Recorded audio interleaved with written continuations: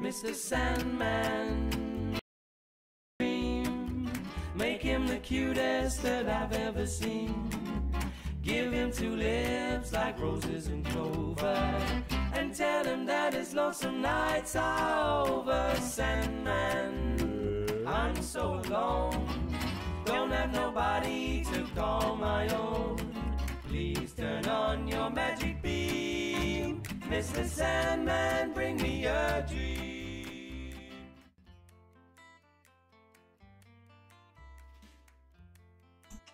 Good evening and welcome to Nox Mente. Tonight's guest is Vince Ynzunza, co-founder and creator at Pacific NorthWEIRD, a show on YouTube and other... I'm not sure where else it is, actually. I forgot to ask. Anyway, Vince, welcome to Nox Mente.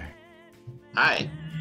It's Jerry slaughtered your last I name. totally did. I suck. And then it all went downhill from there, Jerry. It did. It was because I didn't have a bio written. That's why. That was over. I'm out of here. This might be the first time Jerry's done the intro without having written a bio. You get that. You get that privilege, Vinny. Oh, I'm an man. open book. This is hilarious. Oh man, thank you for being here. As I've already said, it's great. The synchronicities with Rin last week and how you came into my vision. He needs to tell the story of when he met Ren. He was like, well, I'm not gonna ruin it, but it was like just a first chance thing. It was. Yes, do it, because Rin kind of gave his version. Oh yeah. Okay. Well. Oh, there's versions. My version is that I remember meeting Ren about 8 years ago, maybe 7, in Alabama, and I was on my way to New York City for a class project and decided to stop in Alabama to visit some internet friends, and those internet friends lived with Ren. So I have a brief memory. He seemed very nice. The internet connection, that's hilarious. Well, it's cool that, like I had already mentioned, synchronicity of it all is you end up back to back, and as you know, we book months in advance. Am I roboting? Is my voice sounding? You sound fine. Okay, I feel like I roboted out. You did for a second, but let's get started on Nox Mente. Yeah.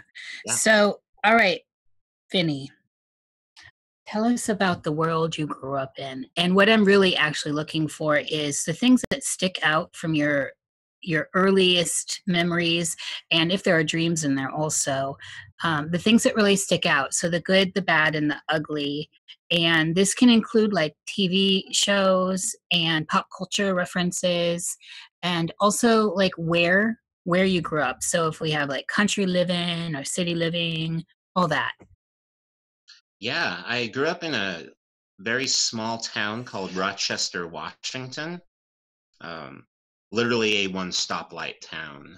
And I was a shy kid, but my family was shy too. We kind of just kept to ourselves, lived out in a nice piece of property next to the forest. And yeah, I remember it seemed like my whole environment at that time was very dreamlike. I had a bunch of imaginary friends that I still remember their names today. And walking a few feet out of our backyard into the forest, that was a dream world as well. I mean, it's a really good place to grow your imagination. How did your imaginary friends come to be? Do you remember like how they came to you or how that all happened? Yeah, I don't particularly remember like how they introduced themselves, but I get more of the information from my mom's recollection. But I had a cast of imaginary characters, and they would all be my right hand.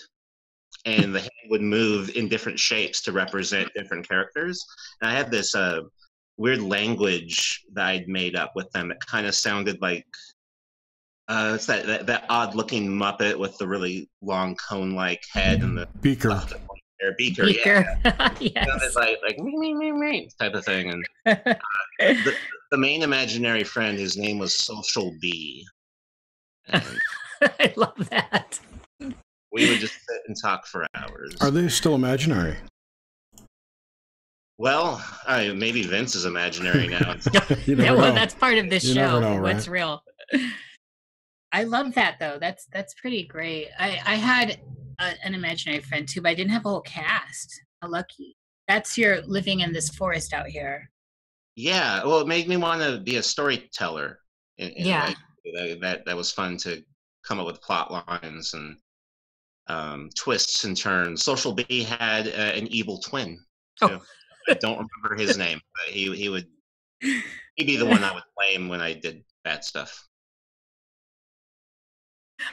You know, mine is The Shining, the little boy with the finger. That was ran around, but the finger was always talking. Anyway, so in the picture now, I'm going to picture the finger as Beaker. Okay. Just my own little thing there. Did you like anything on the TV at all? Yeah, I grew up with a lot of really old TV. Like we never had cable, we were never anywhere we could really get reception to watch popular shows. But my parents, I remember having a lot of old VHS tapes. So I grew up with old 60s television, like the Monkees and the Addams Family and the yeah, that's good stuff. Adam West and Burt Ward. And as far as I was concerned, that was the real world. That was that was where pop culture was and would never surpass. I'm so with you. I'm feeling you, Vinny. And then later on, Unsolved Mysteries, The X-Files. Mm-hmm. But I started to find that I had an interest in weird stuff and mysteries and paranormal things. Those really the perfect two shows to grow up to. What sign are you? I'm a Scorpio. Oh, well, of course. That makes a lot of sense, actually, all that darkness. Did you okay, so back in those days, was your family religious at all? Were you? Yeah, my parents were Christian. Nothing too out of the ordinary. Just kind of their own thing. But was it like part of your upbringing, or was it just something you guys did once in a while? Like, how deep in it was it? Like going to church every Sunday and Wednesday or whatever? Right. Yeah, it was never really a going to church type of thing. I'd say more for my dad. It was pretty essential to his fabric of being. But I had maybe that epiphany that a lot of people get when they're about 15 or 16, and they start to decide to find their philosophy and start to maybe realize that the world doesn't fit with the way your parents told you. Right. So where are you on all of that now, as far as religion and spirituality and that kind of thing? In terms of religion, I call myself an agnostic right now.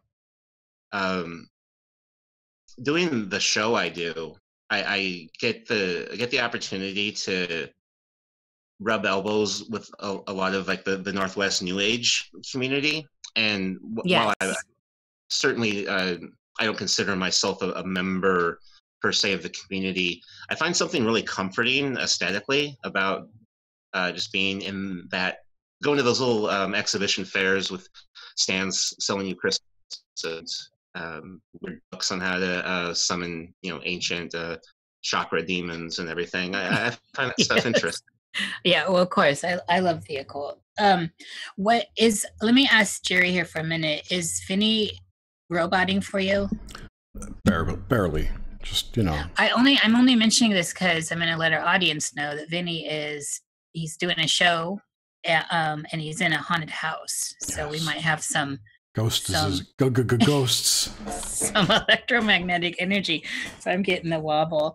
So that's a side note to what's going on tonight. So watch for shit moving behind him.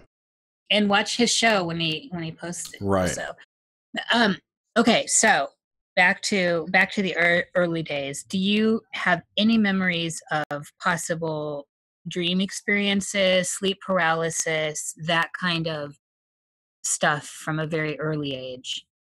Yeah, I have a very vivid memory of something that happened to me when I was trying to fall asleep in my room. I must have been about 3, 4 at the oldest. My mom corroborates this story, but what I remember is laying in bed one night and suddenly knowing that I had to like open my eyes and look at the foot of my bed. And at the foot of my bed was this blue-skinned boy, like with a kind of a slightly large head, kind of these big eyes. And it wasn't a bird, right? Blue bird? Was not a blue bird. Okay, good. Just checking. Anyway, keep going. I'm sorry, I couldn't help it. And my mom tells me, that's all I remember of that event. But my mom tells me that for weeks after that, I would not shut up about the blue boy that came into my room the night prior. And I remember it like it was yesterday. How tall was it, would you say? Around 4 feet, probably. Interesting. I'm chiming in here because I also paint, and I paint a lot of stuff that actually happens for me that's strange. And the things that came to me and still do are blue. They're not gray, and they kind of have that gray alien look or feel to them, but they're not. They look like little kids in a way, but they're blue. So I find that interesting, Vinny. I would love to see some of those paintings. They're like baby Hindu gods. There's something to that the blue was definitely a god thing, like a copper in the blood. Deity. Yeah. Are you by chance? Yeah, I was gonna ask.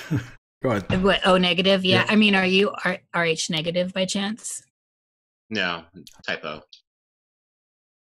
Interesting. Type O positive. Yeah, type O positive. We have an overwhelming number of O's on the show, it seems. It does seem like we do a lot of O's, and we have a probably fair number of RH negative people. So that a lot. So O positive is what? Universal? Not universal. No, I thought they could only have that. Yeah, O positive is universally right. My daughter's that. Yep.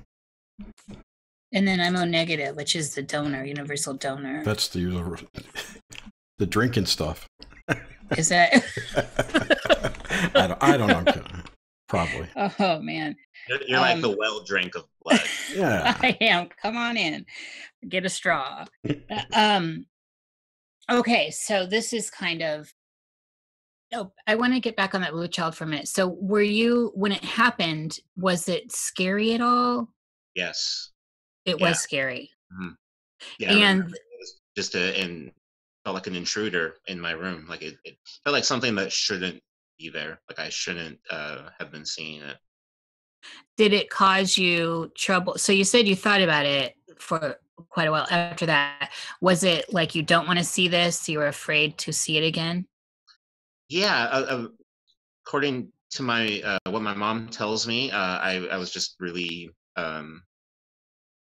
was uneasy and unnerved by what happened in there, and I just kept telling her that there's a blue boy living in my room. Yeah, that's intense. Yeah, I don't remember. I don't remember that. I don't remember telling her about it, or it's hard to remember anything from that age. But like I do remember. Yeah, the vision. That's interesting. And then so when you were having that experience in the memory of seeing him, which you said you clearly do remember, was there at all any kind of sleep paralysis symptom going on with that? Not that I remember. Okay. I don't remember. I remember really being aware of my body or what it was doing. I think I may have pulled the blankets over my head. Yeah. Yeah, I would do that. I would try to not breathe and be like stone, like thinking like if I made any movement. Yeah, it's like the T-Rex in Jurassic Park. He just played dead. Yeah. Like nothing. Just It's it's an Don't instinct. move. Go possum. Go possum on it. Yeah. Cool. All right, so let's talk about dreams.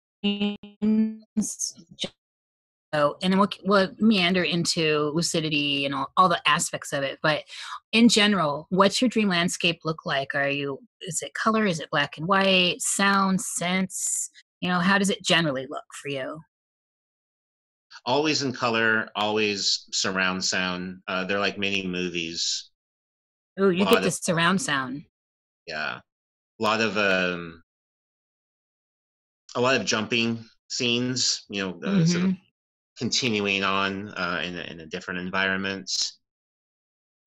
So like in one dream, you'll be in one scene and then you can jump into like another scene within that same dream.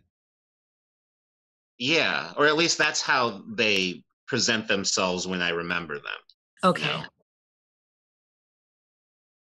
And okay, cool. It seems like the surround sound is something I get it for very specific dreams, but it's not always there, and it always amazes me because it feels like it's in my it's in your head. So what about now we're just talking in general, but have you had a lot of sleep paralysis? Have you had any? I have never experienced sleep paralysis at all. And have you gotten any feedback from others that you've been a sleepwalker or a sleep talker? Yeah, I've had a few people tell me that I talk in my sleep, but no sleepwalking that I know of. Okay, cool. Because a lot of times I find what I'm learning, I'm learning and finding after talking to so many people for a long time about dreams is oftentimes sleep talking is it is one of the things that can be connected to sleep paralysis. And it's one of those weird symptoms. It's not necessarily, there's enough evidence that it's connected into that vein, but there's a layer where there's fear. So you're having an interaction and then you realize you're having other symptoms like shaking and all this, and then you can't move your actual physical body, and that's when people start yelling out and stuff. All right. What and about freaking out and seeing shadow people?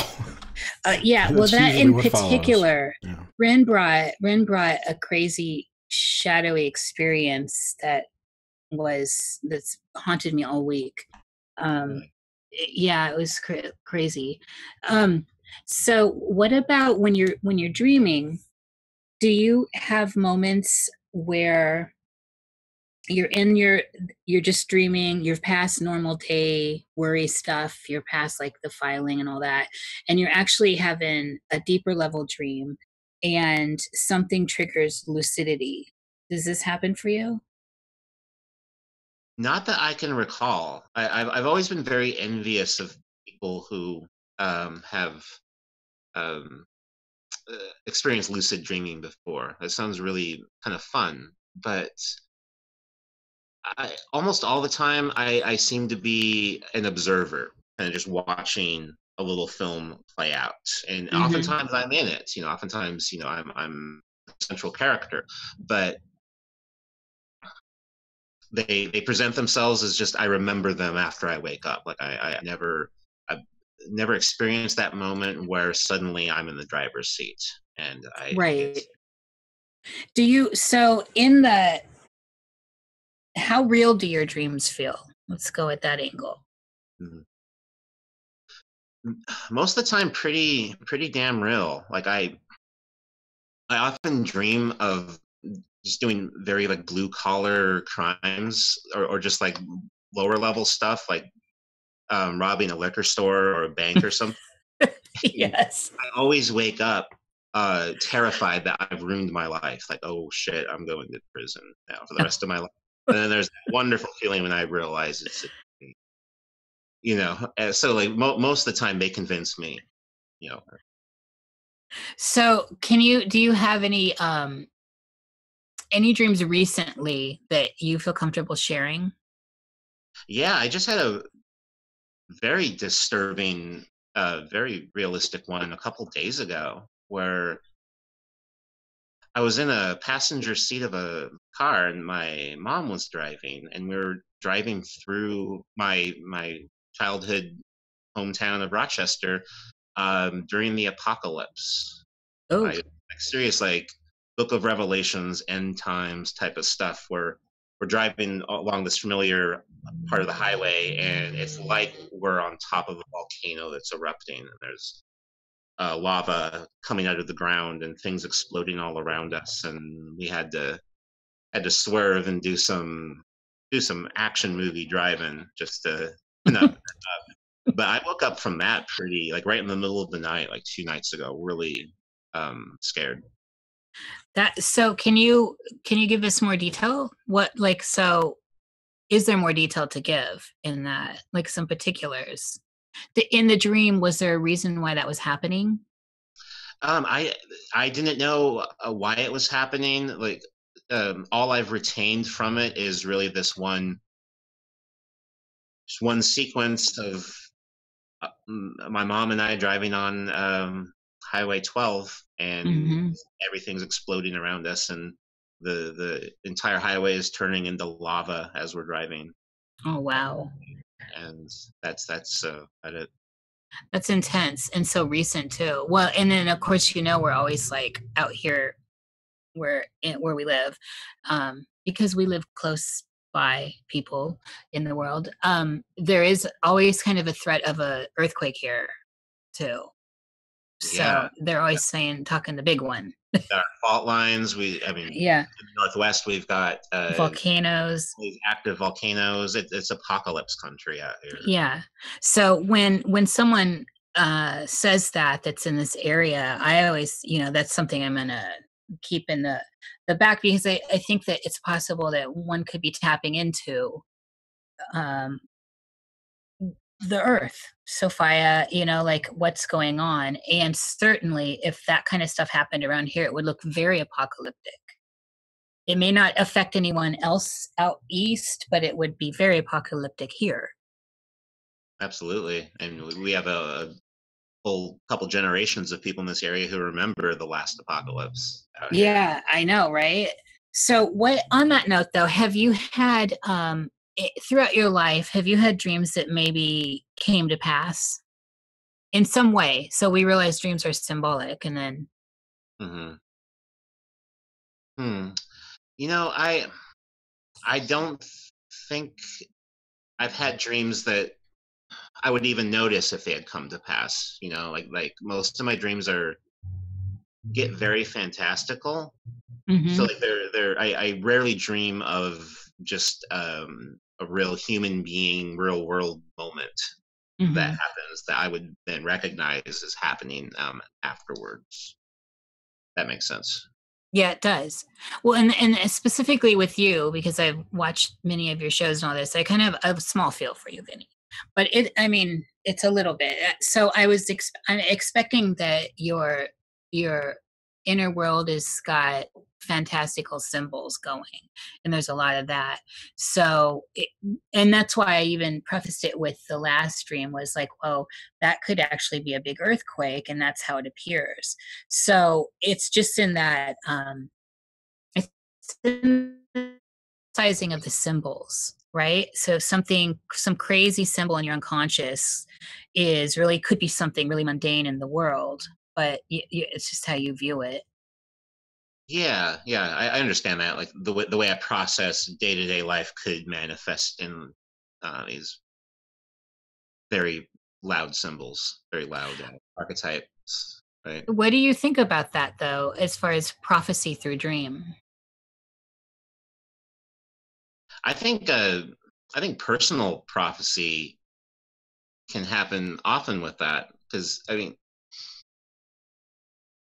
a lot of people kind of work out problems they're having in their lives or mysteries in their lives through their dreams. Hmm. And I think oftentimes it's pretty obvious the way things will turn out, or like part of us knows how something will turn out, you know, even if that part doesn't want to admit it outward. And that there's no secrets in dreams in that way. Right. Well, that's part of the magic, I think, is that it's all there. And so I'd like to, if you could give us more dreams that you've had that just stick out. It doesn't matter what time frame. I am more interested in the modern stuff, because in case somehow some of this comes true, it's actually on record. Right. Well, here's one I'll put on record. I really hope it doesn't come true. I don't know what it means, and it was really brief, but like I had a dream just last week that I was at a restaurant, and the waiter served me a human head to eat. And like Jesus. I started eating it. Oh my God. You were the zombie in it? Well, I wasn't a zombie. It was like the thing to do. It was like, okay. Yeah. I know, but it's still like, it's a bad joke. But, you know, when we eat each other. Right. It's cannibal. So what was I eat cannibal? What was the rest of the dream? Do you recall? It was just a moment. It was just, I kind of woke up right from that. I was like, wow, did I just eat a human head? No, I didn't. Oh, wow. That's a crazy image. I'm sure a lot of people will know if that comes to pass, though. Yeah, but still, I mean, even so, what would that symbol even translate to? I mean, do you remember what the head looked like? No. I remember I specifically remember the way it sounded as I was eating it, though. Like, kind of like frozen cabbage. What did it taste like? I don't remember the taste. The only sense I remember is just that weird sound. Cabbage. Like, yeah. I dig that you get the sounds a lot. We don't get a lot of people that speak heavily from that sense. So, okay, and in this dream though, that was normal. This was a normal thing, right? Yeah, right. That's interesting. It almost, I mean, I didn't even order it. Like, it was just brought to my table, almost like when you're at like a Mexican restaurant and you just know Get that the chips, yeah. are gonna do that. Oh, here's a head. Yeah. Oh man. Oh, that's gonna that'll spark up all the reptilian folks. Oh, how do you know? Vinny, do you have something to tell us? Anyway. Well, I grew up near Yelm. So. Is there what is going on up there? Yelm is where the Ramtha's School of Enlightenment is. You know who Ramtha is? Oh yeah, yes. Yeah, this woman named Jay-Z Knight channels this 35,000-year warrior spirit from the lost continent of Lemuria in Ramtha. But there's a lot of talk of reptilians within that community. And within all, like you notice like the Cascade Mountain range, you've got, Mount Rainier, Mount St. Helens, Mount Adams, all the way down to Mount Shasta. There's around almost every single mountain, you find these new age spiritual communities coming up. Tons around Mount Shasta. You got the East Eddy Ranch by Mount Adams. You got the Ramp cult around Mount Rainier. And there, amongst all of them, there's this consistent thread that these mountains are bases for UFOs, and that deep beneath them, reptilians live. And the reptilians are the evil ones that the benevolent aliens are trying to protect us from. Like the Pleiadians. Have you done so? This is kind of sidetracked, but this is kind of how Nox Mente is going right now. Have you done any with your show and your research? Have you interviewed a lot of these people? Have you found anything out regarding any of this? Yeah, we've interviewed a number of people who either attend these events or are part of these groups. And I saw you at ECETI, I believe. You were at ECETI and saw No, me? your show, like a show with you there. Yeah. Right. Yeah. Like, is that Gilliland's place, ECETI? Yep. Okay. Yeah. I always get that confused with CSETI. Anyway, Yeah. Vinny. Yeah, go on. Sorry. When no, no, it's a weird Mercury night. No, on that, like, have you found anything of interest interviewing these people along the Cascadia Fault concerning this kind of narrative with the underground aliens and reptilian stuff? Well, it's always interesting when you're interviewing someone and they make a claim that they grew up under Mount Shasta and like they're part of an old bloodline, or that they psychically communicate with the reptilians out there. There's oftentimes no way to really follow it up. Yeah. And figure out if it's true or not. And by design, my show Pacific NorthWEIRD, we never try to prove anything one way or the other. It's kind of like a sociological collage of just these the most interesting people you will ever meet, and just kind of why they keep on ticking, what they do. I've collected a lot of really interesting stories. I think if you saw the ECETI video, there was that fellow Frank Lupo who went to the ranch just to commune with his spiritual lover, the 7-foot-tall feline alien woman, Bagit. And he even has a tattoo of Bagit on his arm. And I love stories like that. Yeah, we do too. We definitely like that vibe. So in all of this too, have you had, so throughout your life actually, have you ever had any dreams besides the blue boy that were like maybe non-human, maybe reptilian, maybe fits into the genre of ETs at all? Right. Nothing as vivid as the blue boy. Nothing to where I wasn't sure, if it was a dream or not, or if it represented some sort of extraterrestrial presence. Okay.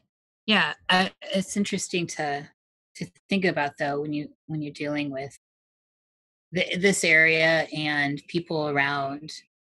What about, so have you, so you lucidity is not something you find, and so it's an assumption, but I don't know. So have you had out of body experiences?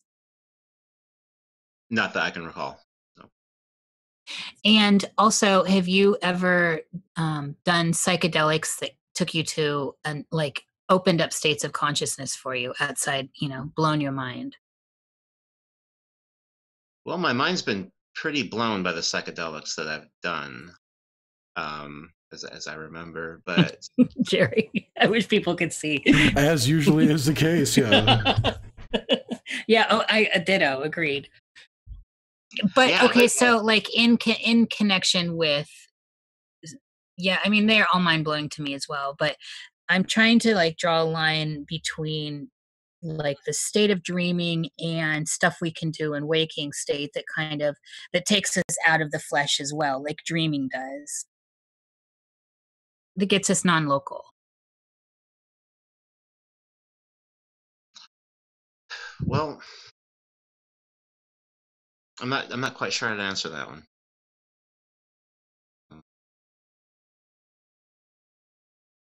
I didn't get the question. What was it? Psychedelics and altered states of consciousness. So what have you used that actually made you bilocate possibly, or get out of Vinny and into whatever the rest of this is? Extra like, Vinny. What have I taken that has given me like an epiphany that has carried with me? Yeah, like, and then it may be the experience with that. Right. Doing LSD the first time was rather profound.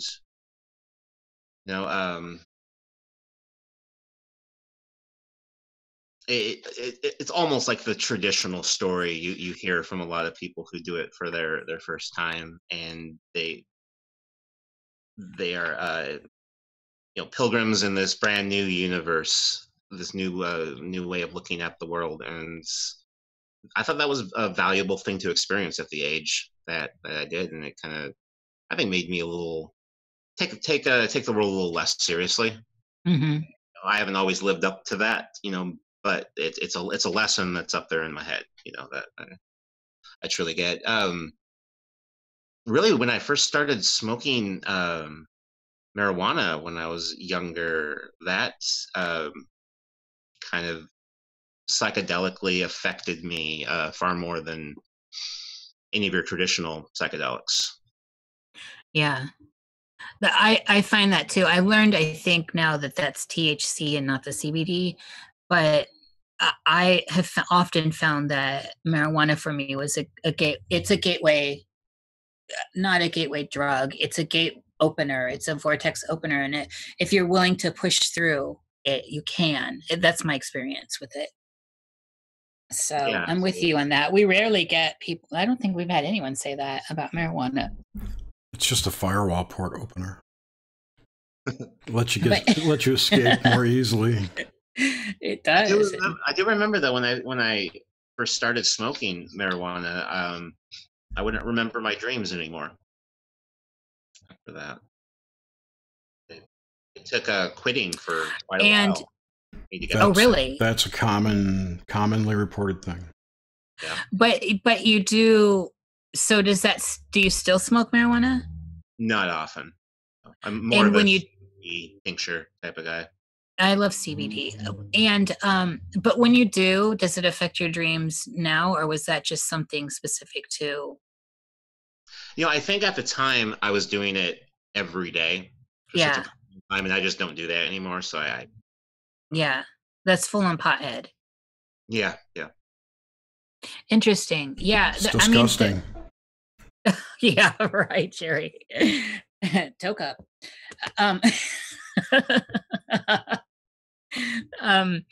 Oh man, this is hilarious. So, all right, sleepwalk, Obi. I have to get back in order. All right, this is my favorite bit. Okay, actually, before we do that, I want to talk about night terrors and scary stuff. And do you have any experiences you can share with that if you do have them? Yeah, like just a very scary dream. Yeah, and I mean, you did just give us apocalyptic stuff and eating heads and stuff. That's pretty far out there. The eating heads thing was like less scary and more kind of funny to me. Yeah. I do have a very scary, vivid one that I had 4 or 5 years ago that has really stuck with me. And this was one of the few times I've had a dream within a dream. Oh. And we'll go to the beginning. In my dream, I'm living inside of an RV, and I'm parked in the middle of an empty Walmart parking lot. Middle of the night, I'm the only person there. It's pouring down rain outside, and this is my home. And I start to drift off to sleep in my RV, and then I have a dream. And within that dream, I'm on a forest path, and it's very sunny out, perfect day. And around the corner, this very beautiful Native American woman, but she's like dressed like kind of the Hollywood, like how someone would cosplay as Pocahontas or something. Yeah. And she comes around the corner from the opposite direction and smiles at me. Suddenly, I wake up from that dream, and I'm back in the RV, and I'm woken up by the sound of the door to my RV opening. And this tiny old octogenarian woman hobbles in, and she's followed by this like 7 foot tall blonde Bavarian man. He's mute, he doesn't speak. And the woman hobbles up close to my bed, and she looks at me and says, "If that woman told you she is of the Sioux tribe, then she's lying to you." And then suddenly the Bavarian man teleports and grabs my arm really hard, and I wake up in real life from that. And like grabbing my own arm, like what just happened? That freaked me out. Whoa. Okay, that's intense. This is so you're having these two, the dream within the dream. You've got the woman, the Sioux woman in cosplay, like in stereotypical garb, and then in the other dream you've got the old woman talking about her. That's crazy. And then of course I can't help but think this, Jerry, that 7 foot tall 7 foot tall pale man sounds like, what the tall whites, the alien, back to the alien thing. Right. It's all the same thing, demons. So. No, right. Kidding, whatever we want to call them, though, like whatever. There's so many languages. The other. But what I find most interesting about this is that communication from one dream within the dream back. Yes. That's crazy. Like what was the feeling? Like a subplot. It is, but they they interconnect. Yeah. Yeah. What was the feeling about that when you? After you woke up in that first initial shock, when you were just ruminating on it? After that initial shock, the one part of the dream that really stuck with me and just made me feel the most uneasy is the line that the old lady said, like, if she told you she is of the Sioux tribe, then she's a liar. There's so cryptic about that. And I felt, and I still feel this way now, that I was just about to uncover some sort of mystery, or some really arcane knowledge was about to be given to me. And why would she lie about being part of the Sioux tribe? What's she up to? Yeah. Well, and then if you juxtapose that with the fact that she was in stereotypical garb, actual garb, tribal garb. But still the stereotype of. Mm-hmm. Yeah, it was almost like it was like a joke. Yeah. Or something. But the woman was Native American. It wasn't like a... Right, but that's that part of you're getting ready to get beyond the stereotype into whatever information is really there. Oh, I see what you mean. Yeah. Yeah, that's a good one, Vinny. It's a real good one. Do you have dream within dreams often? I seem to think that I've had a few more before or since, but that's the one that really, really stands out to me. Yeah, it's an interesting concept. I like the multi levels that it's working on. Mm-hmm. Yeah, well, and then that one in particular, because it's also went that step further. What about, do you have reoccurring stuff going on in your dream time? Yeah, there's the one recurring environment that has popped up more than once. And yeah, I guess this one connects to a little bit of what we were talking about earlier. I have this dream world where a big portion of Seattle is in the ocean because of a huge earthquake. Oh. And it's years and years after the earthquake, because there's this platform lift that will bring you down the face of the cliff to a different part of the city.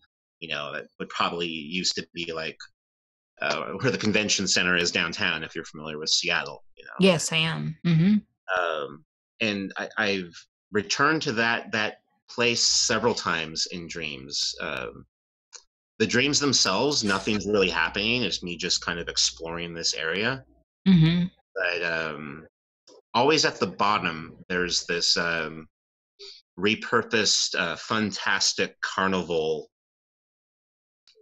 space.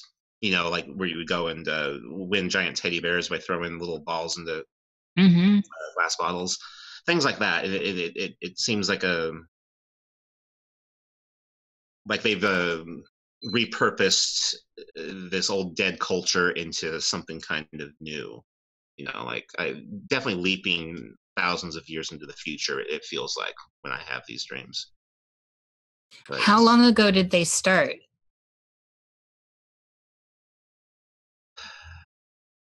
I believe that there was a good cluster of them that happened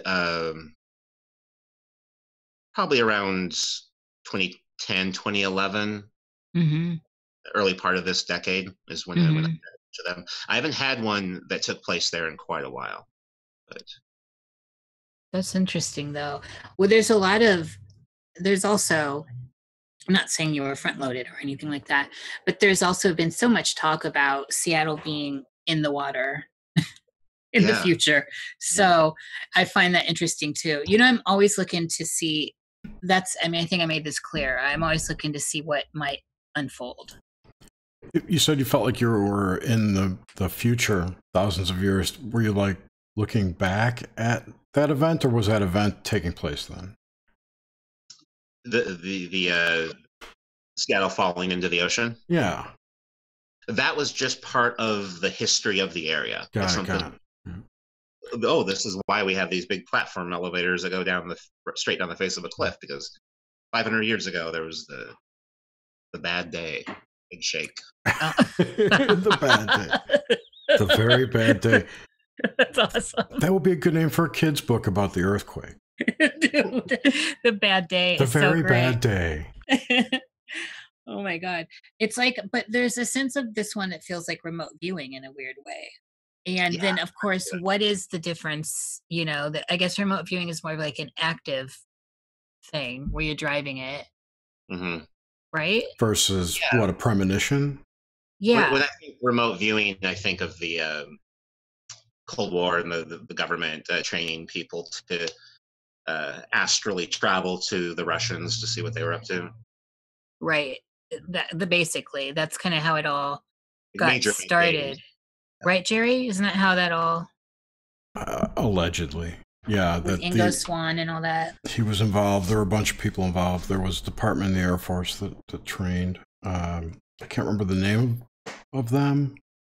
I'm sure someone in chat remembers. The group, right? Project, it wasn't Stargate. It might have been Stargate. Someone's going to know it. Yeah. But they made a movie about them, which is sort of fictitious, kind of. But there's two guys out of that program who are active. One is Ed Dame's character. Yes. And Dr. Doom. Is it Dick Alguy or is it Lynn McTaggart? No, Lynn something or other. Three. Which one's the Far Sight? That's Courtney Brown. I don't think he was involved then. He was trained by them. Because after they came out of the Air Force or whatever, they were training people on CRV controlled remote viewing. Because they had developed a protocol that worked. It worked. That's what it came out to. And Ingo Swann had crazy stories about shit he remote viewed on the moon. Remember? Right. Was this the Manhattan Project? No, that's the bomb. Oh man, I get it all confused sometimes. Anyway, so on so that's the main reoccurring set of images you have. Yeah. Okay, and that's very interesting, which, like I said, feels very remote viewing to me, but that you're tapping in. Did I touch on deja vu? I don't think I did. So what do you have them, and what do you think about them when they happen? I get deja vu often, and it usually stops me in my tracks.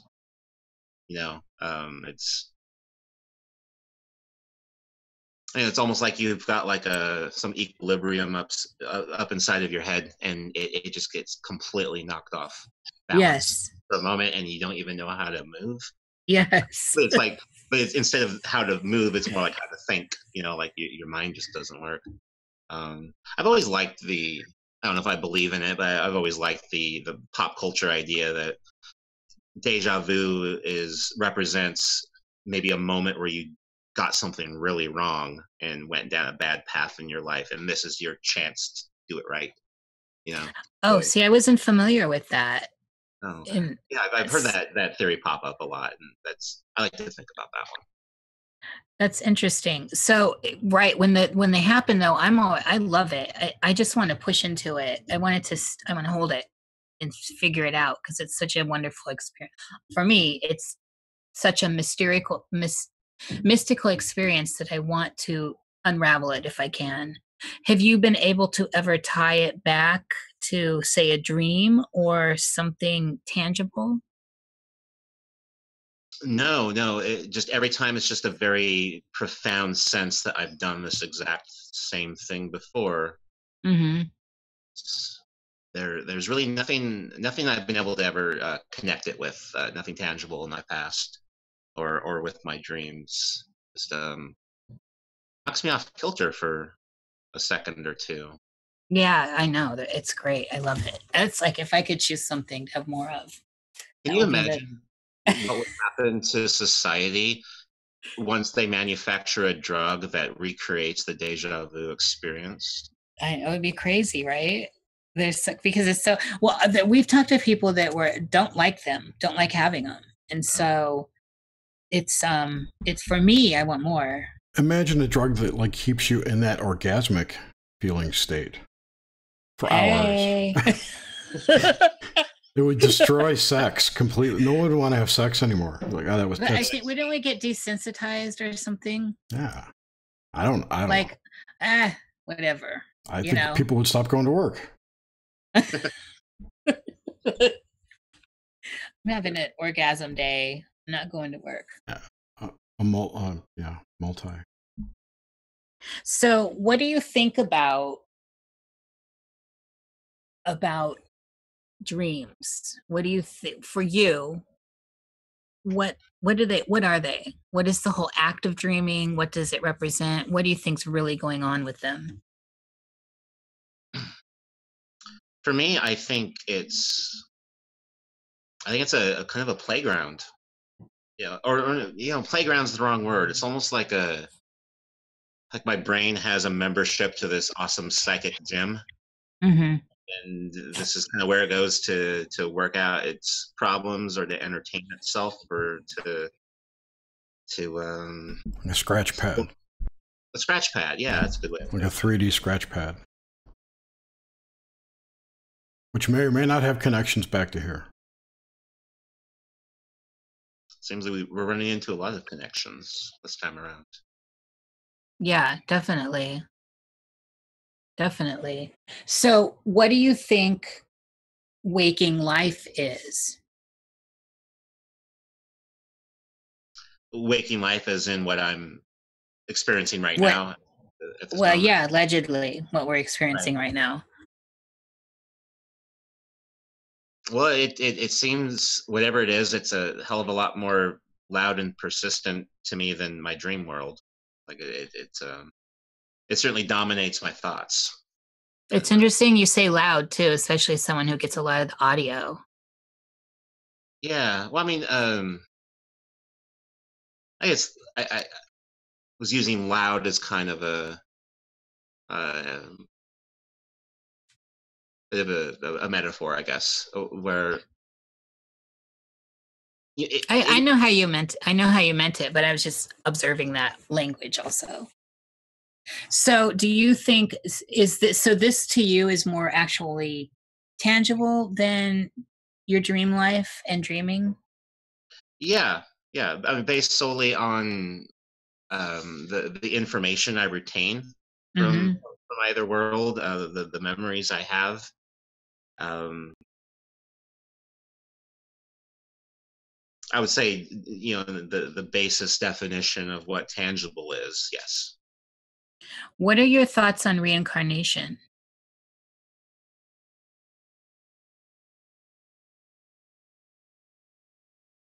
Well, I remember some really, really interesting episodes of Unsolved Mysteries growing up. Specifically, this one with this little child suddenly having this intimate knowledge of like a World War II bombing mission and the type of plane that this lost pilot flew on when he died. And I like to think it's that there's something to it, much like some of any of like the very grandiose claims that major religions make. I tend to think that they're based somewhere in their roots on something a bit more tangible than that easy excuse that people give, where people just make up religion to explain the world. Well, I mean, yeah, but people's rituals and and kind of the way we talk about the world, that all comes from somewhere. And I definitely think reincarnation, it begs some exploration. Definitely. When you're, I mean, I can't agree enough on that, and on all this stuff that seems kind of intangible. So if we put it on a scale, or maybe like on a in the magnifying glass with dreams, right? And then we also throw in memory from your life now as Vinny. There's something about the other lives, so your consciousness having been not tied to your ego personality now, dreams, and it's also somehow separate, and then memories of your life, and where you look back and you've actually have great swatches of memory that aren't, things you just don't remember. And then the funny thing about getting stories from other people is sometimes people remember stories of you that you don't even remember. So, I mean, this is just a common experience because it's fallible. Is there some sort of, do you see something that ties these together that's telling a larger story? Because we are in the now, and the waking does seem acute and present, and I can cut myself and I'll bleed and it will hurt and I will not be happy about it, but eventually this all goes into the past, where everything seems to be intangible, like the future.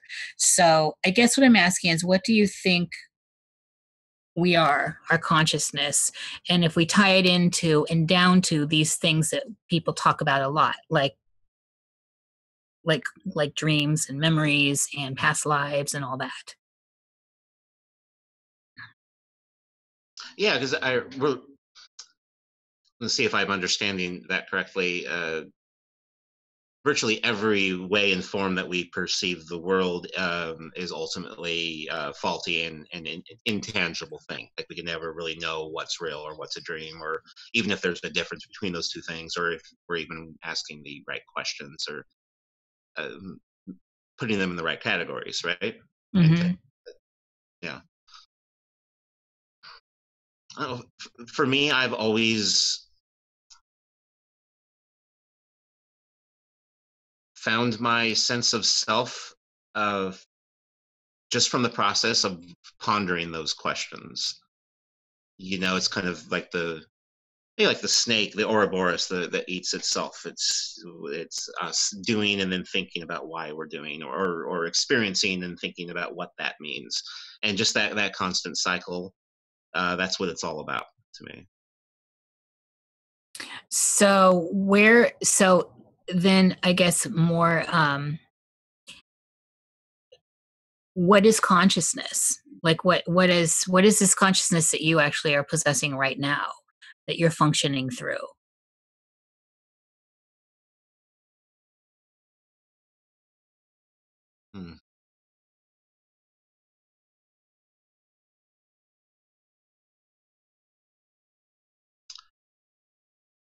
Well, I think my consciousness, or consciousness itself,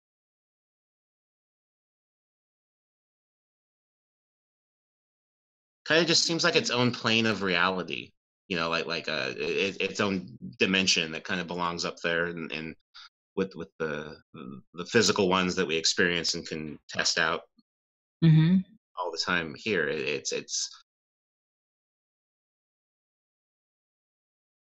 We've only really ever talked about consciousness as a people, because there's not really much else we can do. We can't really physically dive in and explore it. And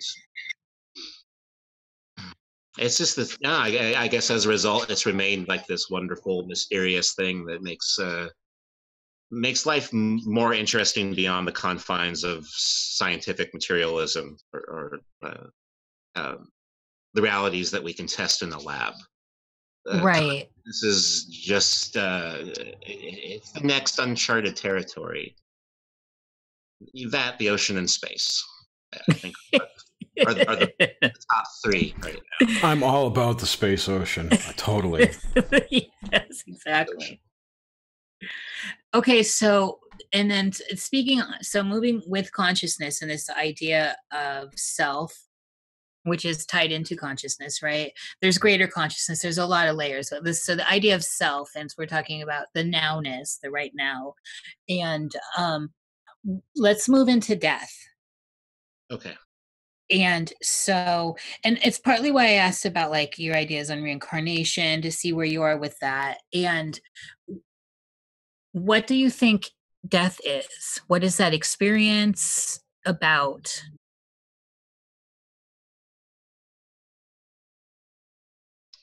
I used to think that, or I used to be convinced that death was kind of just that chemical process of your body doesn't have the spark anymore, and once you're dead, you become worm food. That's it. It's just eternal blackness, but you're not even aware of the eternal blackness. You stop being. And especially from all the people I've spoken with doing my show, my father dying 6 years ago, I'm wholly in the realm of I just don't know what else there is. But I think what that means is that I'm certainly not convinced anymore that there's nothing. That's not a certainty to me anymore. And well, right now I'm in a haunted hotel, and yes, I'm kind of excited about maybe facing whatever it is here head on, and kind of just getting closer to this big mystery. And it's the biggest mystery of humankind, what happens to us after we die. It all starts there. And so what makes you so convinced they're connected, these manifestations that you're going to see perhaps or interact with, and the afterlife, as it were? Yeah, I'm not convinced that they're connected at all, but according to the available evidence that I have, those are the leads you got to follow. Sure. I was just curious. But yeah, no, I always get very mistrustful of anyone in like the paranormal world that they know. Exactly. Oh yeah, I'm mistrustful of that too. What's on the other side, or what the Bigfoots are saying, or why the aliens want us to be environmentalists, or the demon you're talking to is who he or she says he is, or she. Yeah. And 3 words. One form of media that was so precious to me as a child was little mystery books, like the Hardy Boys, and especially Nancy the Investigators, and I feel like I'm living out my childhood dreams with this YouTube show that I do, where I'm gonna find some ghosts. I'm gonna stay in the hotel room and film myself while I'm sleeping and see what happens, and make some off-color jokes while I'm at it. and in a way, you get to do this not alone. Yeah, right. Well, this is making me feel really good, because when I was sitting here alone before I signed in with you two, it was kind of uneasy up here. Your skin crawls and you feel like there's something behind you. Do you think you're psyching yourself out a bit? Probably. Do you have any EVP recorders? I've got a Zoom H6, which will pick them up pretty decently. Those are pretty nice. All right, good. Do you have, so if you don't mind, can we talk about your papa for a minute? Sure. So when he passed, and since he's passed, have you had dreams with him? Yeah, yeah. And it's never something where he has something profound to say to me, or some message that he wished he could have given me. They're all just so familiar. Like, he's there because he's supposed to be. I walk into a living room of some house that my parents rented when I was a kid. And Mom's there. Oh, and there's Dad. Of course he is. And it's just been moments like that where So there's like a normalcy with him in your dreams. Yeah. Yeah. Do you get emotional at all when you see him in dreams? Afterwards, I do. I think in the dream itself, he's not dead. He's not. But like afterwards, yeah, I definitely feel emotional. I miss him a lot. Have you? Yeah, I'm sorry. I'm part of the club, the Dead Parent Club, the club no one wants to be in. Right. Do you? I don't know how much death you've been around, but have you had other dead people or animals also show up in dreams? I used to have a Pomeranian Sheltie named Terry. Oh my God, I love that. Her nickname was Hair Bear, which I love Terry as a name, though. That's extra good. And she's shown up a few times, just much in the same way my dad has. Like, she just belongs there. Yeah, she's just living. You're all just living. It's all normal. Yeah. That's interesting. I'm really digging the animal stuff. And so have you had other, I don't know if you've had, I don't know anything about you really. So pets and animals and stuff, besides Terry, have you had others that have popped up that may still be alive, or while they were alive, they were in your dreams, concurrently? Right. I'd say my very first pet when I was very little, around the Blue Boy era, was this dog named Duke. And Duke was really important, and I know has shown up in dreams since then. But growing up in the country, you got a variety of cats and dogs, and they don't all have equal real estate in your memory, right? But Terry and Duke were the major ones, and they're the only ones I ever remember dreaming about. Do you think so? What do you think about these? So, and kind of moving back into the other realms where death is kind of inhabits. What do you think about the spectrum of places people talk about with death? So, hell, heaven, purgatory, just all of that stuff. What do you think about all that? Like, does any of it stick? I think it's got just a lot to do with how afraid people are of the unknown, of dying. And I mean, I'd be afraid too. It is scary to like have everything end. Yeah.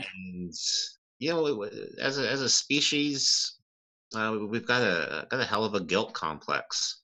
Crime and punishment, and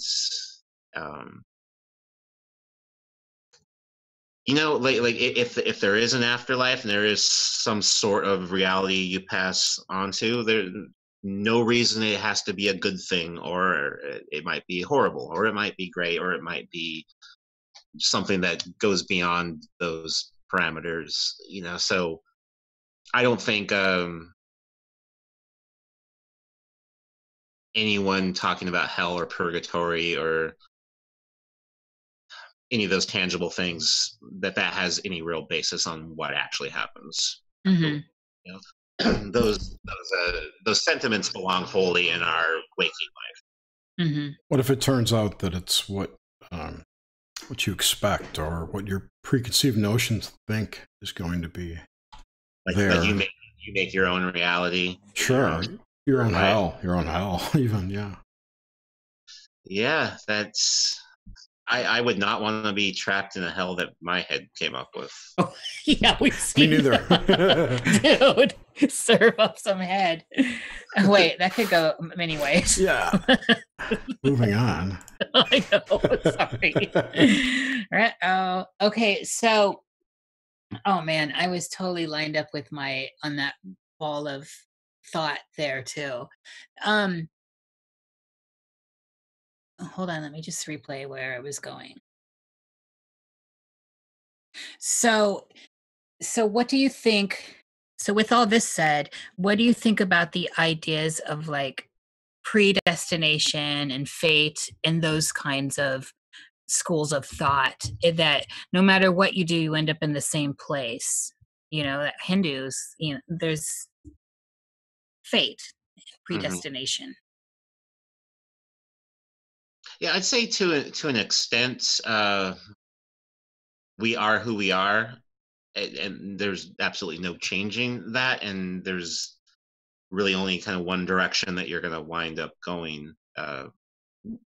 It feels like we have free will. I mean, it feels like we're making these decisions, and you know, maybe we are, but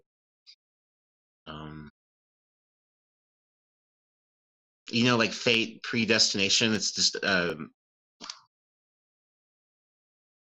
another... it's almost like those religious words of hell or purgatory. They after the fact are trying to rationalize something that we can never really test. We can never really kind of go back and do things differently over and over again just to see if there really is a destiny or a fate for all of us. But you know, I think people tend to blaze their own trail from the get-go. Yeah, it certainly feels like it to me. But again, these are things we don't know. But I like talking about these things that really are not provable. Yeah. In a weird way, this is my favorite land to be in. And so I wanted to come back. There's a couple places I want to go, and I know Jerry too wants to. What do you think about? So we talked about this, we touched on it, but I didn't actually get where you land on this. On first of all, ghosts, and then secondly, the UFO phenomena, including the USO phenomena. Are we alone thing? I'd say in one way you can answer both of those questions by saying that we're definitely not alone. I don't believe that that we're really isolated out here. I think it's very likely that we're surrounded at all times, constantly, by something that you would either call an extraterrestrial or a ghost, whatever a ghost is. It might be an interdimensional being, or whatever happens to the ball of energy in us when we expire. But you know, I like to ponder that question a lot, just in my day-to-day life. Like, if there were aliens all around us inhabiting this planet, would we even know? Or would we consciously even recognize that this is what's happening? Like, there can be a master race of extraterrestrials running this planet, and they're just pure vapor. Right. No. And there's that go-to line that people always say, like, if there really are aliens, how come they're not visiting us and telling us how to lead better lives, or giving us the secrets to their tech? And I'm like, well, next time you're taking a walk in the park, do you ever get the urge to walk up to a duck and explain to it what happened on Friends last night? Rachel wore that sweater again. I mean, some people do that, I'm sure. But have you had any ghost experiences? I've had some quite a few bizarre things happened with my equipment, camera equipment, during a few filmings of some Pacific NorthWEIRD episodes. I've never had a full-on visual experience, but yeah, a few like odd things with the lights, but nothing I'd write a book about. What about, have you had a UFO experience? They're kind of in the same realm to me. That's why I'm tying them together. Right. The only times I've ever seen things up in the sky that I just could not explain that's all happened at the ECETI Ranch. James Gilliland outside Mount Adams. Yeah, I've been up there. There's the Druid Sanctuary. I go up there every once in a while. That's like across the street almost. Oh, cool. You should interview them. They're pretty great. Right down that street, someone painted a reptilian on one of the big rocks. Oh, really? I guess I didn't notice. Been there at least for the past 3 years. So what is it about his space there that makes it so attractive to these things? It seems like there's something really different about the atmosphere around that volcano. The energy surrounding. That's what my eyes tell me when I'm looking up at these lights. What if it's that these things are everywhere, and at that spot, because of whatever, they're visible to our eyes?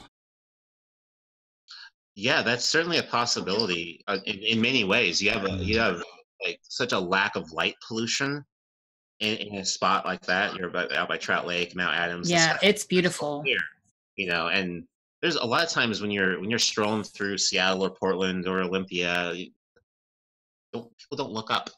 Right. Right. They're looking at their phones, or they're talking, or they're trying not to get hit by cars when they're crossing the street. And I think you're right. They're probably, same with ghosts, around us all the time or up there all the time, but you're just not going to see it if you're not looking, or if you can't see it because of all the skyscraper lights. Right. And you can see a lot of phenomena with night vision goggles or infrared. If you watch the sky, there's tons of shit up there. I don't know what it is, but they're around. They're flying around. It's crazy.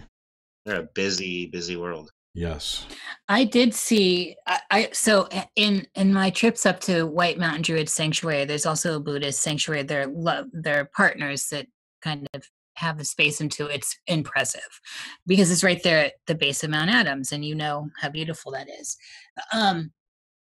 I've asked people that have gone to those rituals there when I've been there, especially people that live there, and it's so strange because none of them have had any experiences, and here we are, we're talking people that are open-minded, but they didn't. And then ironically, I saw what I think was the first cloaked mothership I've ever seen in my life up there.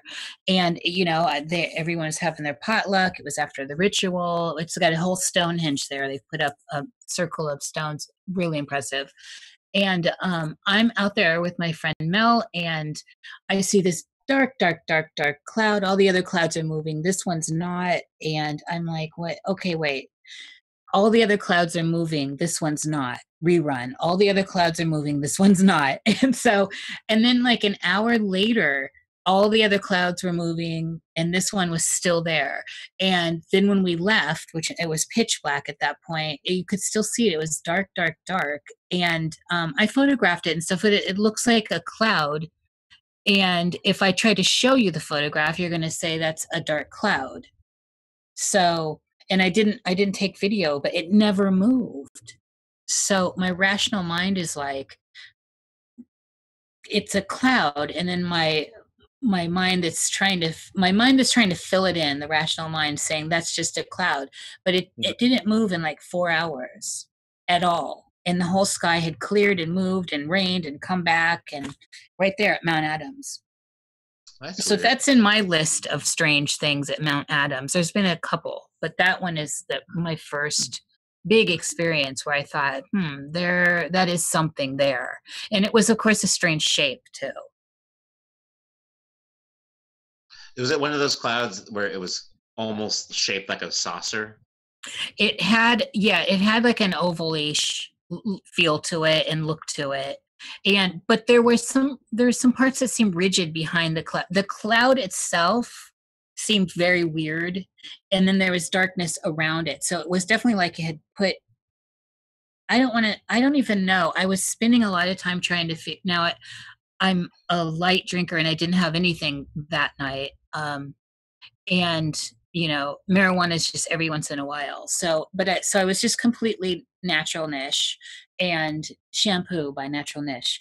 And so I was really trying to observe with my naked eye what the cloud didn't look right. First of all, it seemed almost like a digital simulation, if that makes sense. Like it was a holograph in a way. And my friend Nell was also, we were both, she we're having the same, I had an agreement there with her. And so, yeah, but it had an oval shape, but there seemed like there were jagged bits too, like right turns and stuff under the cloud. The problem was it was at dusk and then into night, so it was hard to get a lot of clarity. Right. I'd still like to see that photo. Yeah, I'll dig that up. I've got a lot of good ones from Mount Adams like that, but you look at the photo and it's just like clouds. I have some good photos. Anyway, so that's Mount Adams, by the way. I don't know why I got on that tangent because I don't think I've ever told that on the air. Uh-oh. You've released the demons. It's weird. Well, no, the reason I'm saying that though is because no one at the sanctuary, they said they've never seen anything. And they didn't even know what Iseti Ranch was.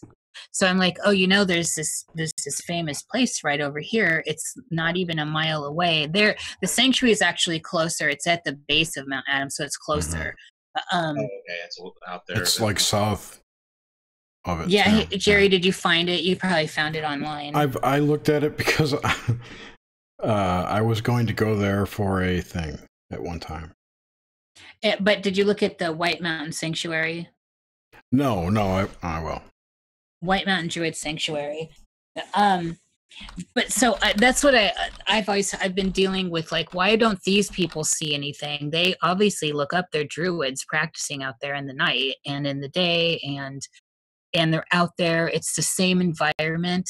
It's the same place. It's the same mountain. It's Trout Lake.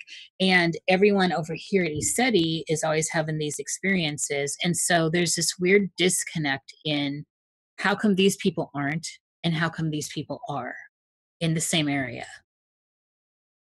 Yeah, I've pondered that too. You find that. So it's kind of an open question.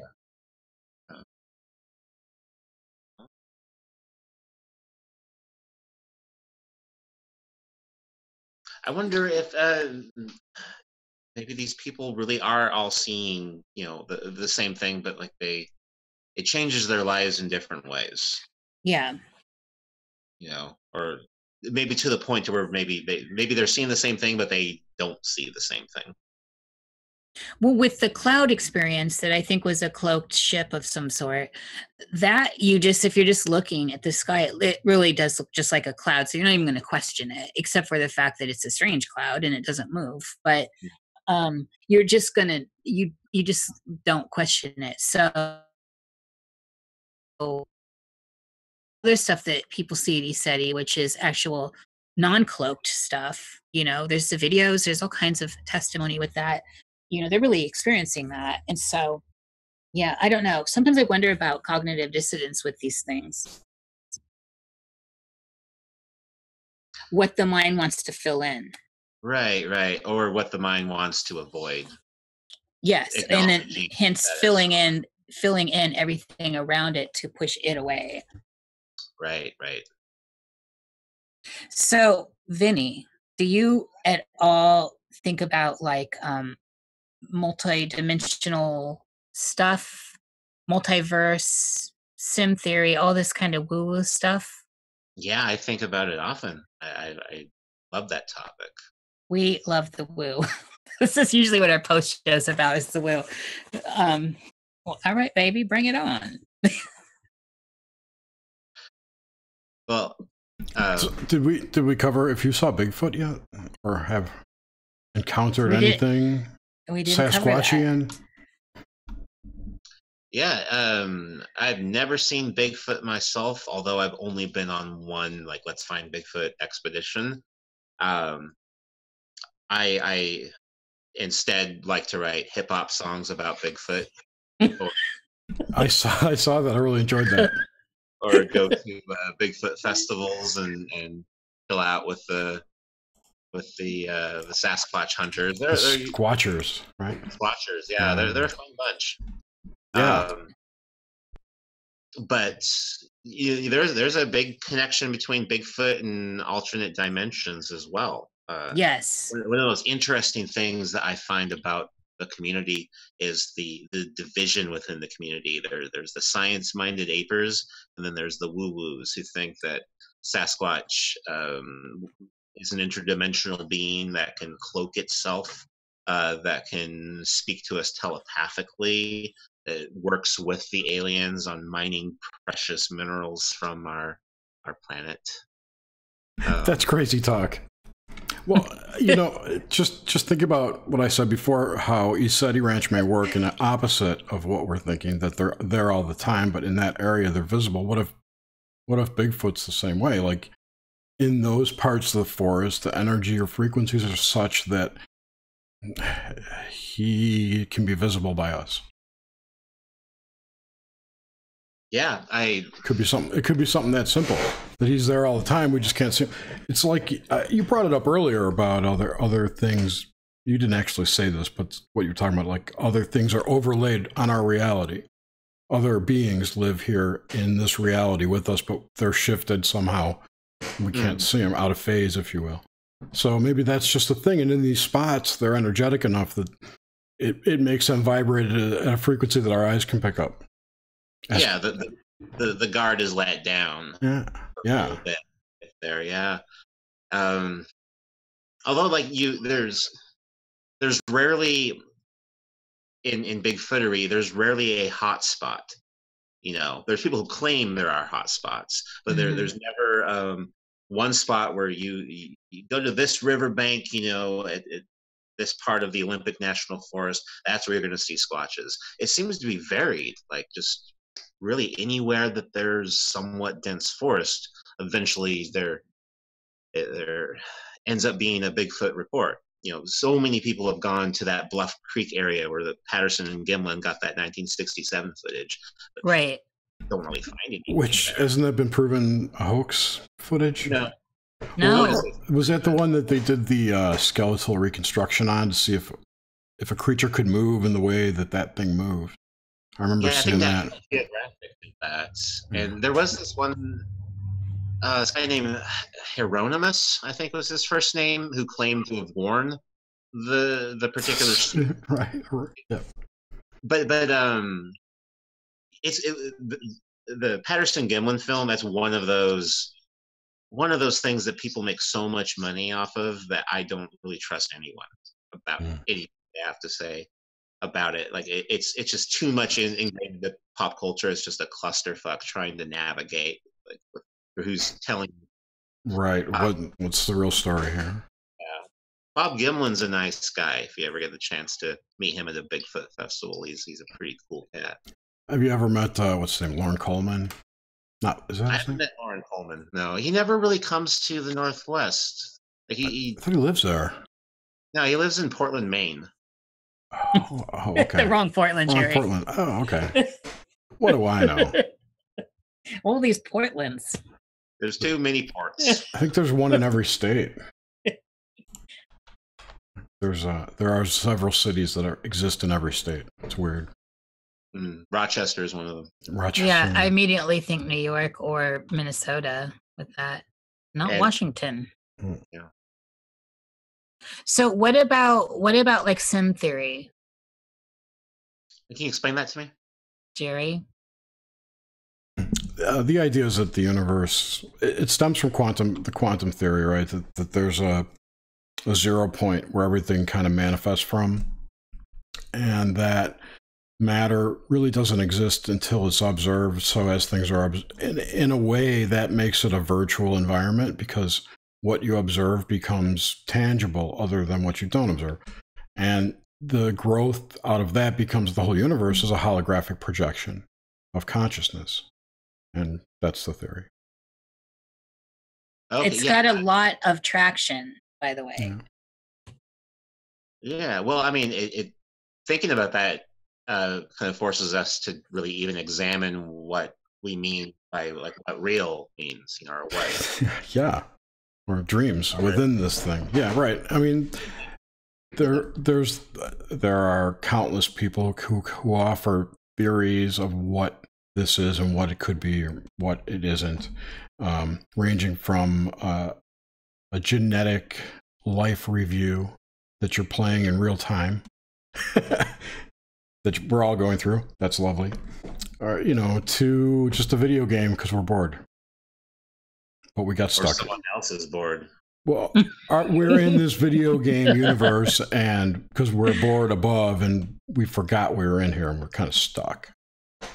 Oh, okay. Yeah, that runs the gamut, the explanations. But if you just look at the whole, you know, that based on what our science, quote unquote, scientists are telling us, it's a virtual reality. I find it fascinating that we can see that horizon with our current technology, our current rate of inventing things to amuse ourselves. That can be a possibility. Maybe like with my grandchildren, you know, well, my grandchildren can have the opportunity to lose their consciousness inside of a video game one day. It's so crazy. If we aren't already, we could be 10 levels deep for all we know. It's like that movie, The 13th Floor. We're constantly self-referencing ourselves with whatever we're doing. Exactly. Keep on inventing our own prisons. It's kind of great. Have you ever seen that show Rick and Morty? Like one episode someone tried to show me. You'd really like it. You'd probably like it. There's an episode that deals with like that. This concept of a universe within a universe within a universe. A lot of things relate back to Rick and Morty episodes. It's crazy. That's where you go for the truth. It's unfolding in Rick and Morty or episodes. Futurama, one of the two. It's hidden away in there. I've never watched Rick and Morty, so I don't even know what the little guys look like. It's animation, right? Yeah. Dirty, it's naughty animation. You'd like it. I remember it being very naughty. It's very naughty. Well, that's cool. So you said you hadn't seen a class 5 floating vapor yet? A real nasty one? It's up to class 4s. Okay. That sucks. That's too bad. We'll have to take a whip around with the audience to manifest you some ghosts tonight. Yes, please. I need that. I need some action to happen.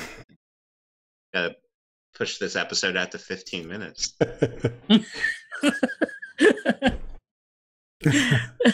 Dude. Okay, so Vinny, what is the most far out, like in the land of woo woo? Mm-hmm. Where are your far reaches?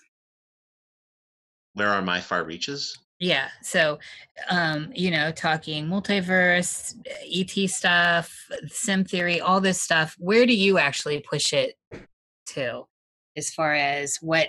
And all of this is really us trying to understand what's going on, right? It's all kind of us as humans, if we are human. We're trying to understand it. Yeah. So are you asking like? So what are the craziest theories you actually think might be possible? Oh, okay. Yeah.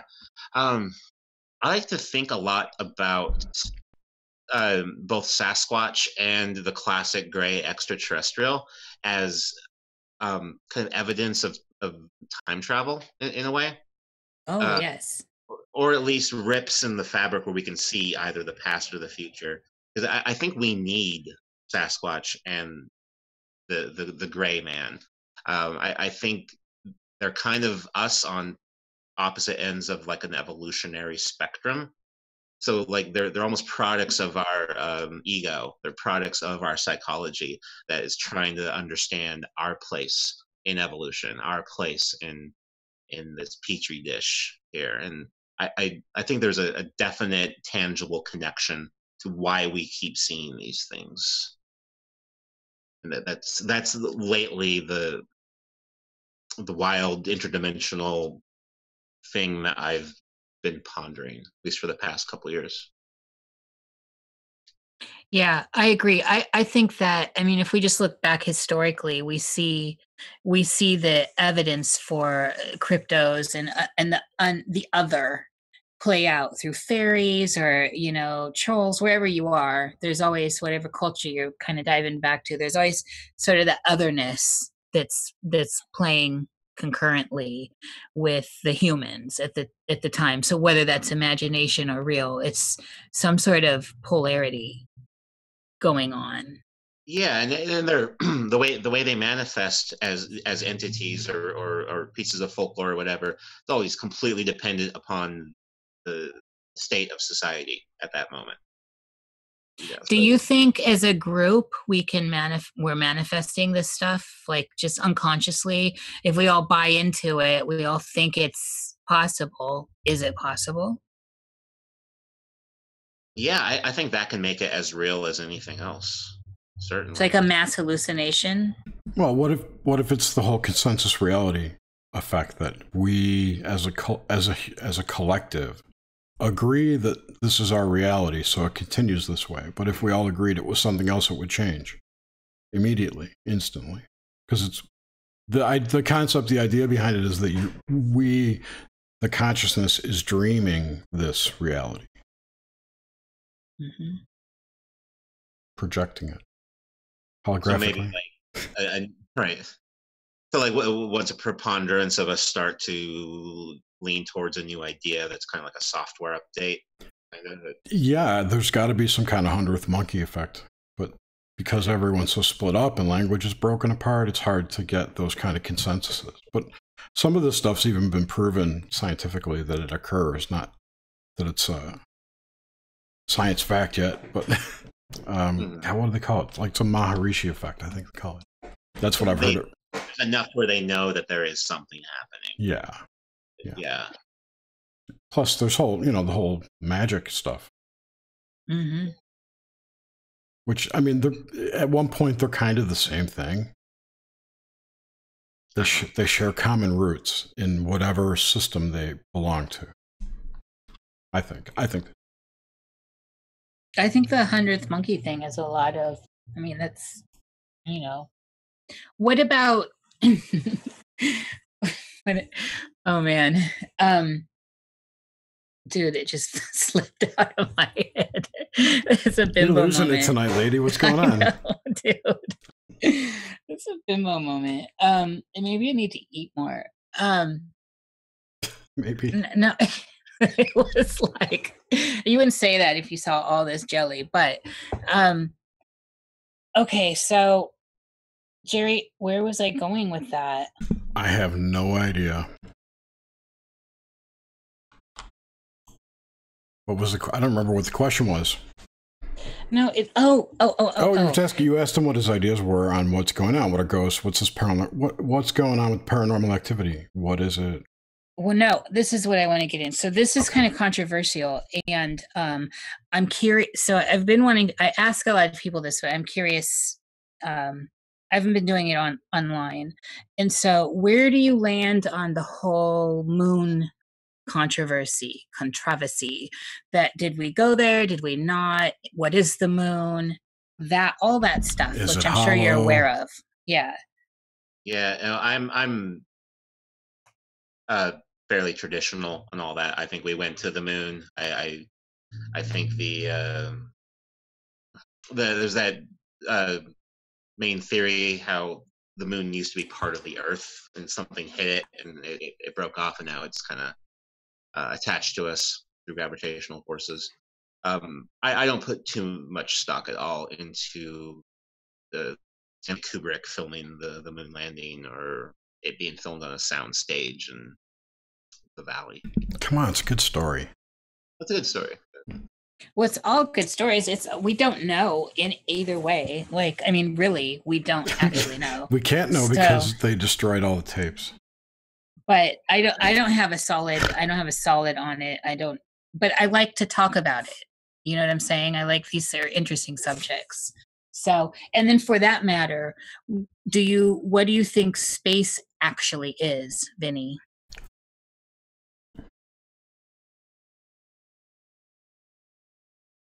I think space is kind of like a big soup, and we're all just, our planets are like the peas, like the little alphabet chunks that are floating around in it. Mm-hmm. I can pull up to that. It does feel liquidy. Campbell's reality. Yes, totally. Well, that's like, we could get 1 billion people to just project that out, and maybe it would be real. Maybe it's just raw, unprogrammed, quote unquote, space. Unprogrammed space. Yeah, like if it's virtual reality, it's just the void. We haven't, all we've done is mathematically defined it. We haven't actually really gone out and looked at it because everything has been observed by devices looking at radio frequency, like the Hubble and whatnot. So, I mean, maybe it's just, my issue with space is you never see stars anywhere outside of the atmosphere. Even with that new SpaceX thing that just came out, no stars. So well, I think that Elon in his car is going to find some stars for us. But if there's so many stars down here, you should see 10 times more up there. Whatever. I don't know. That was my thought, was it's maybe just empty because we haven't been past that whatever threshold to make it like the fog of war when you play a game. Earth, all around Earth is uncovered because we've been around there, right? But we haven't been out to these other places where the fog of war is covering up, if you know what I mean. Yeah, it goes back to what you were saying before about the ghosts or the aliens or Bigfoot. They're kind of, it's all around us. It's all there. Yeah. It just hasn't loaded yet. Sure, it could be tons of things. It's probably most likely stuff we never thought of too. I don't think we're going to find out and go, oh, fuck, I was right. It's like, oh, no. Or it's something we can't understand. I don't know.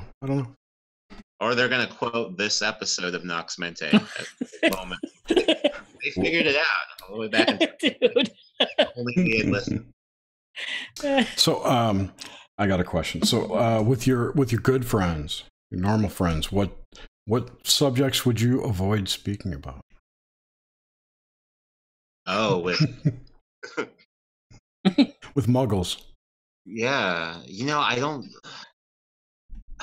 I mentioned to a barista this morning that I was on my way to explore a haunted hotel. I don't really hold it back with anyone. Like if they ask, I'm gonna spend the night alone in a. That's not even that unusual these days with the amount of reality type ghost shows and whatnot. Yeah, it's there are certainly paranormal hobbyists. Oh yeah, for sure. Have you seen? I guess in when I'm trying just to get by the day, I probably avoid talking about serial killers. Yeah. Okay. Good enough. And yet there are serial killer hobbyists. There are. Yeah. There's collectible cards you can get. I have a set. I learned that from the Addams Family, actually. That was a good movie. Oh my god, I love all things Addams Family. Me too.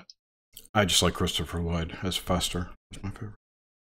I had the greatest Christopher Lloyd as Fester T-shirt when I was in middle school. Oh yeah. Oh man, dude! I took up my entire torso. Yes, and he was so great, so great. That's funny. God, that was better. Raul Julia. Yeah. Raul Julia. I was so sad when he died. He was such a great Gomez. Come on, it was an Illuminati sacrifice. You know it. Vinny, is this true? No, I'm kidding. From my sources. Come on, Vinny, fess up. We know you're in the in crowd. Raul Julia and his clones are currently living under the Vatican. That's what I was expecting to hear. Now we're getting the real juice. Vinny's bringing it out. The It's the Club of weirdest Seven. orgy ever down there. They've got a secret tunnel to the Louvre from the Vatican, right? So, okay, is it possible that this whole experience of life is a dream? I'd say that's certainly possible. There, someone somewhere that had that parable about the man who falls asleep and dreams that he's a butterfly, and then from then on he doesn't really know which way it is. Is he a butterfly? Is he a man? Right? For all we know, which isn't a hell of a lot, it very well could be. But what do you think about that? Like, is it something you're like, no, I don't really think so. What's your gut reaction with that? My gut reaction is no, it's not. Not in the way that we understand dreams. Not Yeah. Call it. It's something different. It's just as magical and weird, but Yeah. something different. So, Jerry, did you ask if people have questions? No, I will. Definitely ask. It's also, so thread, how do I think in reviewing all this, I think I actually see some of these things like I have on my little outline, you answered like in the first 10 minutes. You knocked out 5 of my general talking points. So, but the dream idea of the Australian dream time and all that, are you familiar with all that? I'm not. What is that? Jerry, will you fill Vinny in on that? Why do I have to do all the filling in? I don't know. Because you're so good at the Dreamtime is the Garden of Eden, I guess, of the Aborigine people in Australia. I would say Garden of Eden, the mental Garden of Eden, the Nirvana-ish thing. It's where this plane emerged from that Dreamtime at some point, and I think it's cyclical. You go back and dream up a new one, but everything manifests from that Dreamtime. This is their oral tradition over thousands of years. It's like justified. Creation story. Yeah, but it's over and over. It happens again and again. They're saying this is a dream and that we're dreaming ourselves. And so that's where I actually wanted to lead, was into time travel. Like, what are your thoughts on time travel? Because that's also scaling our experience, right? Of living life is a timeline. Time travel definitely ties into a timeline, and whether or not you believe it's cyclical, it's still moving along the line, even if it's a circle. Yeah, you kind of went robot there for a moment. I didn't get that whole question. So what about like time travel and all that kind of stuff that we can access? Do you think it's possible? Outside of, say, dreaming, prophetic dreams is definitely a way of time traveling, and so is RVing, because our remote viewing, because you're actively participating or actively seeing something on a future timeline or a past timeline. But do you see this as is there more to it than just this kind of etheric idea of time traveling? Is it possible in the world of Vinny? I think it is possible. I think time is a thing that can be conquered. Potentially, there's so many other things that we take for granted now that we do every day, or that we hear about happening every day. That back when they were etheric ideas, it seemed like magic, seemed completely impossible. Mm-hmm. And with time travel, there's always like 2 major versions of it. Like certainly it I think it's easier for us to envision traveling to the future more so than traveling to the past. But the future, it's simply like you freeze yourself and you wake up. I mean, it's something that along those lines you could achieve. Going back in time, that we're gonna have to really conquer that mother, if that's gonna happen. I don't know. I think that it's in the realm of possibility. I like to daydream about it, but I don't know how they do it. So you think of time as a construct? Sorry, what? Do you think of time as a construct? So you think of time as a construct? Yeah, I think culturally we use the word time in a lot of different ways, but yeah, it's a construct on a certain level. But I also think the idea of a timeline, of a sequence of events, that could be like a tangible thing that, with the right like laser or machine that we make, could manipulate it, could allow us to maybe go backwards in that timeline. Backwards. There's a scientist who claims it's entirely possible, and he's built devices to do it. Is David Anderson is his name. I haven't heard that name. Nobody has. He disappeared too, apparently. I don't know much about him, but he's all the good ones do. Yeah, those are my favorite time travelers, the ones that disappear. Right after they call Art Bell. We have a time traveler. No, this guy actually was. He has a YouTube video too where he's talking about the technology. And if you look at like secret government programs, have you ever heard of Project Pegasus? Yeah, that was a time travel project, allegedly, supposedly.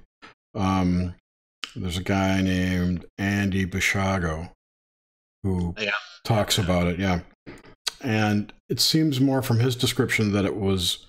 I don't know, I've heard him say it both ways, but it seemed to me that they were put into an area where the past was holographically projected around them.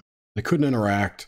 They weren't really there, but it was an immersory thing. Like, think, full room VR kind of thing. Think holodeck on Star Trek, okay? They went into a holodeck of a replay of history. So in that way, I mean, I could totally see it time travel. You can't go back and tell yourself to open a bank account or buy Apple stock in 1983 or whatever, but yeah, maybe like the Back to the Future, the sports almanac. There's too many paradoxes that happen if time is an actual real thing. It could also be that when things happen, if someone was to go back in time, it would branch off the universe into another universe. Yeah, you make copies of yourself. This is a whole new bubble on the multiverse. Yeah, exactly. And that way there's no paradox. But you can never go back to your original timeline. Maybe. I don't know. It's all fodder. Okay, so I have one last thing in the dream realm, and then if we don't have questions, it's a wrap. This is my favorite, and my favorite experience is, have you ever had a wet dream? What a way to wrap it up. I'm going to tonight. Everybody's had one. Yes, a ghost wet dream. That's rather funny, because this definitely isn't a wet dream, but it reminds me of like a weird childhood memory thing. Mm-hmm. Long time ago in Lakewood, Washington, there was the shopping center called the B&I Shopping Center, and they had an actual gorilla that lived there, Ivan the gorilla. Oh my God. And when I was a little boy, man, Ivan was the coolest thing ever. My parents would take me. He'd be in like this big glass cage in the corner of this weird shopping mall. That's so strange. Yeah, so like he was my boyhood hero, And, yeah. I had like an Ivan T-shirt and all that. So I don't remember this at all, but my mom sure does. I was maybe like 3 or 4, and I come out of my room. I got my little overalls on, and I'd clearly wet my pants. And my mom pointed it out and was like, "Vinny, did you wet your pants?" And I adamantly insisted that I did not, and that what had really happened was that Ivan had crawled into my room and started licking my crotch area. That is awesome. That's my wet dream. Oh my God, that's great. I totally forgot my question now. Well, it's been like that with Vinny tonight. I've been sidetracked so many times. That is awesome. That's a good one. So, and that was your excuse, though. Was that real? Like, did you have the dream experience that Ivan did that, or was that you're just playing that off? Oh, I'm sure I was lying. Yeah. So you did actually wet your pants, or was it a wet dream? It wasn't a wet dream. I actually wet my pants. I don't. So it was a pee dream. It was a urine dream. A urine fantasy. In the Midwest, it's called pee. Is it? I'm sorry, I'm such a strange mood tonight. All right, well, I'm all good. Yeah, cool, awesome. I really hope that you get some ghostly stuff going on in there. Yeah, so do I. We're told everyone to think positively. We're going to collectively make a ghost, right? By thinking it up. Yeah, there's tons of shit moving around behind you, so you should have fun later. I'm excited for some things to happen. Very shortly, I'm being told that there's a few people downstairs who want to sweet on Pacific NorthWEIRD for the show. Oh, cool. Yeah. Fantastic. Well, great. We'll have a great time interviewing them. Thanks so much for coming on the show. Do you have any plugs? Yeah, go to pacificnorthweird.com. That takes you to our YouTube channel. Please subscribe and share the videos. Yeah, and I have links to his channel in the description. You guys can all check him out there. And thanks again for coming tonight, everyone. And next week, I'm pretty sure our guest is going to be Jenny Moonstone, but I haven't confirmed yet, but that's the plan. So we will see you all next week. Have a good night. Thank you. Thank you.